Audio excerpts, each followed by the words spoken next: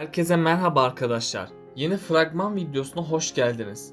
Yaman ve Seher'in Yusuf için birlikte olmasını istiyorsanız ve ayrıca Zuhal'in konaktan atılmasını istiyorsanız da beğeni tuşuna basalım ve sayımızı senaristlere gösterelim. Yaman ve Seher yurt dışına çıkacak mı? Yusuf'un velayeti kimde olacak? Zuhal evden atılacak mı? Seher ve Yaman Yusuf için evlenecek mi? İşte bütün sorularınızın yanıtlarını ve gelecek bölümlerdeki ayrıntıları öğrenebilmek için videoyu sonuna kadar dikkatle izlemeyi unutmayalım arkadaşlar. Hemen dizimizin yeni bölümüne geçelim. Dizimizin yeni bölümünde sosyal hizmetler Yusuf'u geri alma kararı verecek. Çünkü sosyal hizmetler Seher'e son bir şans tanımıştı. Eğer bir daha Yusuf'u konakta görürlerse onu geri alacaklarını söylemişlerdi. Seher Yusuf'tan ayrı kalmak istemeyecek. Yaman ve Seher sosyal hizmet görevlilerinden kendileri için son bir şans daha vermelerini isteyecekler. Tam o sırada Ziya yine kriz geçirmeye başlayacak. Bunu fark eden görevliler de hemen Yusuf'u alıp gitme kararı alacaklar. Seher bu duruma çok üzülse de Yaman onun yanında olacak. İkbal ise bu durum için çok mutlu olacak. Çünkü Seher'in konaktan ayrılmak zorunda kalacağını düşünecek. Ama onun tüm planları başarısız olacak. Yaman Seher'in yanında olacak ve onu asla kendi başına bırakmayacak. Seher'in çok üzüldüğünü gören Yaman bir plan yapacak. Bunun sonucunda da Yaman Seher'e bir teklif sunacak. Yaman Seher'e Yusuf ile birlikte yurt dışına kaçma teklifini söyleyecek. Seher de ilk başlarda Yaman'ın bu dediklerini duyduğunda şok olacak. Ama sonradan Seher onun bu teklifini kabul etmenin mantıklı olacağını düşünecek. Bunun üzerine Yaman gemide bir yer ayırtacak ve kaçmayı planlayacak. Ama hatırlarsanız İkbal, Seher ve Yaman'ın yurt dışına kaçacaklarını son anda fark etmişti. Büyük ihtimalle İkbal yine sosyal hizmetlere şikayette bulunacak. Bunun sonucunda da onların Yusuf'u yurt dışına kaçıracaklarını haber verecek. Sosyal hizmetler de Yusuf asla Yaman ve Seher'e vermeye izin vermeyecek. Yani Seher ve Yaman'ın yurt dışına kaçma planı başarısız olacak. Seher de Yusuf'u geri alamadıkları için çok üzülecek. Yaman da buna bir çözüm yolu bulmak için avukatları ile irtibata geçecek. Avukatlar da ancak birisiyle evlenirse Yusuf'u geri alabilmenin mümkün olacağını söyleyecekler. Zuhal de bunu fırsat bilecek ve Yaman ile evlenme kararı alacak. Ama Yaman asla onun bu teklifini kabul etmeyecek. Çünkü Yaman son bölümde Zuhal'in Seher'e hakaret ederken gerçek yüzünü öğrendi. Artık Zuhal'in gerçek yüzü ortaya çıktığı için onun da sonu önümüzdeki bölümlerde gelecek. Ardından Yaman Seher'e evlenme teklif edecek. Eğer Yusuf istiyorsa kendisiyle evlenmesi gerektiğini söyleyecek. Seher de hemen olmasa da sonradan Yaman'ın evlenme teklifini kabul edecek. Böylece sonunda Seher ile Yaman evlenecek. Yusuf da onların evlendiğini gördüğünde çok mutlu olacak. Sosyal hizmetler de onlar evlendiği için Yusuf'a onları geri verme kararı alacak. Artık Yusuf sonsuza kadar Seher ve Yaman ile birlikte olacak. İkbal ve Zuhal de kendi kazdıkları kuyuya kendileri düşecek. Peki sizce Yaman Seher ile evlenecek mi? Yorumlarınızı yorumlar kısmında bekliyorum. Bakalım siz bu konuda neler düşünüyorsunuz? Önceki bölümlerde Ali ile Kiraz arasında karşılıklı kıskançlıklar ortaya çıkacağını söylemiştim.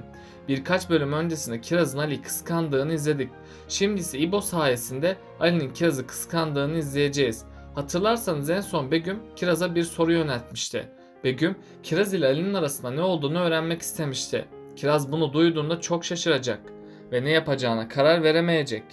Sonradan Ali ile arasında hiçbir şeyin olmadığını açıklayacak. Begüm, Kiraz'ın dediklerine ilk başlarda inanmayacak ve Kiraz'a Ali'den uzak durmasını söyleyecek. Kiraz da Begüm'e güvendiği için ona bir söz verecek. Kiraz, Begüm'e güvenmeye devam ederse Ali'yi de kaybedecek. Bu yüzden Kiraz'ın çok dikkatli davranması gerekiyor.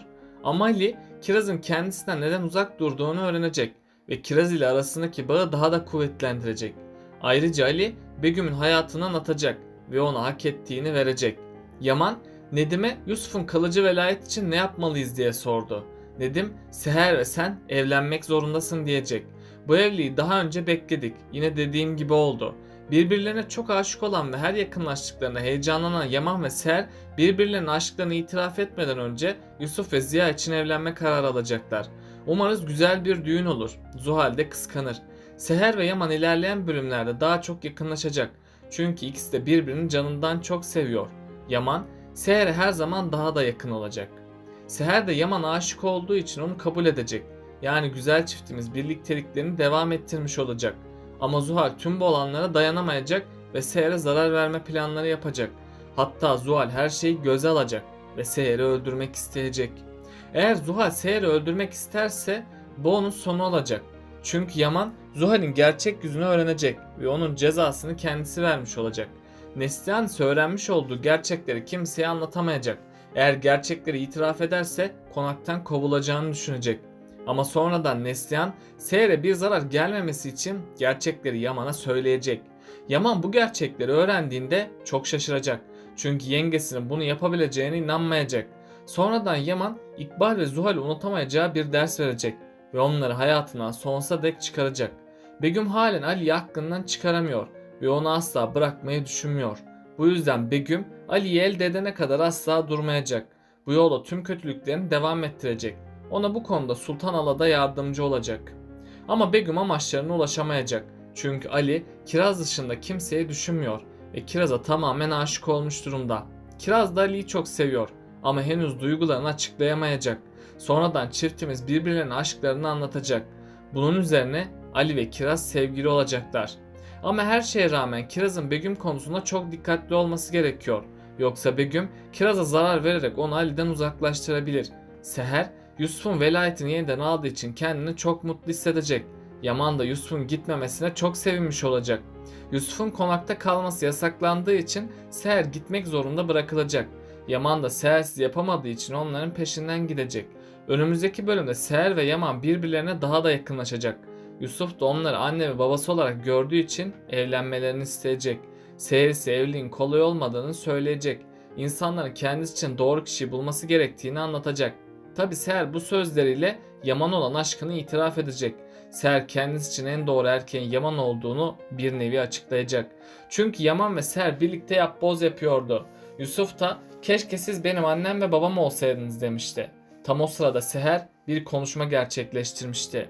Seher, evlenmek için seni tamamlayan birini bulman gerekiyor demişti ve Yaman'ın elindeki parçayı tamamlamıştı.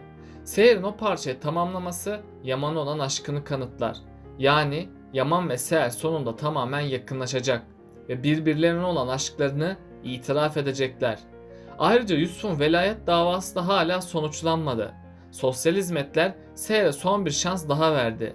Seher bu sefer de dikkatli olmazsa Yusuf'u kaybedebilir. Ama büyük ihtimalle bu sayede bir olay gerçekleşecek. Yaman Yusuf'u bahane edecek ve Seher ile evlenecek. Sosyal hizmetler de onların evlendiğini öğrendiği için Yusuf'u ikisine verecekler. Böylece Yusuf'un anne ve babası olacak. Hem de Seher ile Yaman evlenmiş olacak. Tabi bu evlilik ilk zamanlar kağıt üzerinde olacak.